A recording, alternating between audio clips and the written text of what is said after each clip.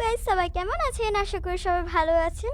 এই যে দেখুন, এই জায়গাটাতে আমি আমার কিছু শিমের বীজ পুঁতেছিলাম, যে বাড়িতেই হয়ে যাবে শিমের গাছ।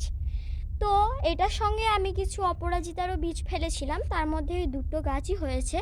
তো এগুলো যাতে আরও বড় হয় তার জন্য আমি একটা টিপস আপনাদের সঙ্গে শেয়ার করছি। এই যে প্রথমে একটা কাঠের টুকরো নিয়ে নেবেন, আমরা ভালো করে এর মাটিটাকে একবারে ঝুরঝুরে করে নেব গাছটা। এটা শুধু অপরাজিতা ক্ষেত্রেই না, সব গাছকে আপনি করতে পারবেন।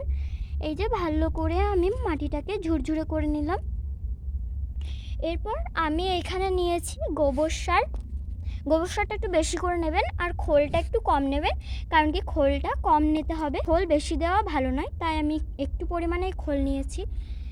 আর বালির পরিমাণটাও কম নেবেন। তো এই তিনটে জিনিস আমাদের লাগবে। সবার প্রথমে আমি গোবর সারটা দিচ্ছি। এই যে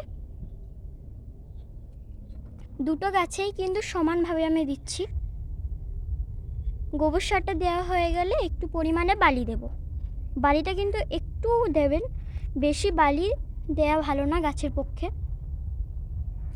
আর খোলটা তো আগেই বলে দিয়েছি যে খোলটা একটু দিতে হবে। এই যে খোলগুলো আমি দিয়ে দিলাম।